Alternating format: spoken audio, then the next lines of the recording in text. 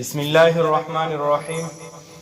د ریاکار انجام الله جل جلاله ارشاد فرمای: اعوذ بالله من الشیطان الرجیم. یا ایها الذین آمنوا لا تبطلوا صدقاتکم بالمن والأذى كالذي ينفق ماله رئاء الناس.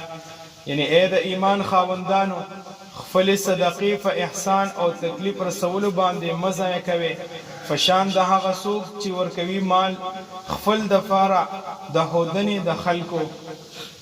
د حضرت عبدالله ابن عباس رضی الله تعالی عنه نه روایت دی چې رسول الله صلی الله علیه و آله وسلم او فرمایل چې الله جل جلاله کله جنت عدن پیدا کړو نو په هغې کې داسې څیزونه پیدا کړل چې نه خو کومې سترګې لیدلي نه کومو غوږونو اورېدلي وو او نه د کوم بشر په زړه کې د هغې خیال راغلی دی.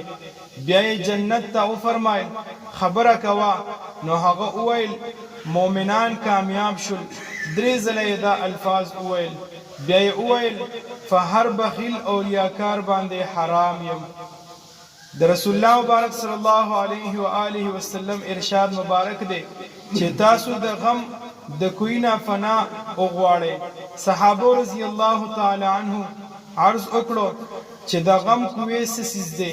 رسول الله مبارک صلی الله علیه وسلم وفرمایل دوزخ کې یو کوی دی چې د هغې نه روزانه په خپله دوزخ 400 ځله فنا غواړي. عرض وکړی شو چې هغې ته به څوک ځي؟ وی فرمایل د خپلو عملونو ښودونکي یعنی ریاکار عبادت کوونکي به ځي. یعنی کوم کس چې عبادت دې دپاره کوي چې دا خلک ما ته ښه ووایي او خلکو ته ځان ښیي، دغه قسمه خلک به دغه کوی ته ځي. د حضرت عمر ابن خطاب رضی الله تعالی عنه نه روایت دی یوه ورځ د مسجد نبوي په طرف ووتلم نو ومې لیدو چې معاذ ابن جبل رضی الله تعالی عنه ناستو. د رسول الله صلی الله علیه و آله وسلم قبر مبارک سره یې جړل. فویل حضرت عمر ابن خطاب رضی الله تعالی عنه چې اے معاذ ولی جاړې؟ یعنی رسول الله صلی الله علیه و آله وسلم جدائی دی جړوي. وی فرمایل چې جاړم په دې چې ما اوریدلی دي د رسول الله صلی الله علیه و آله وسلم نه چې لږه ریا هم شرک دی. د حضرت شداد ابن اوس رضی الله تعالی عنه روایت دی چې رسول الله صلی الله علیه و آله وسلم فرمایل ما واردل چا چې د هودنې په خیال مونځ وکړو د شرک وکړو، او چا چې د هودنې په خیال روژه ونیوله د شرک وکړو، او چا چې د هودنې په خیال صدقه ورکړه د شرک وکړو. د حضرت محمود ابن لیلا رضی الله تعالی عنه نه روایت دی چې رسول الله صلی الله علیه و آله وسلم فرمایل چې فکم سیز فتاسو ډیر یریږم هغه شرک اصغر دی. عرض وکړی شو چې ای د الله رسوله صلی الله علیه وسلم شرک اصغر څه سیز دی؟ وی فرمایل ریا. د ریا په باره کې چې څومره احادیث مبارکه ذکر شول غور کول پکار دی.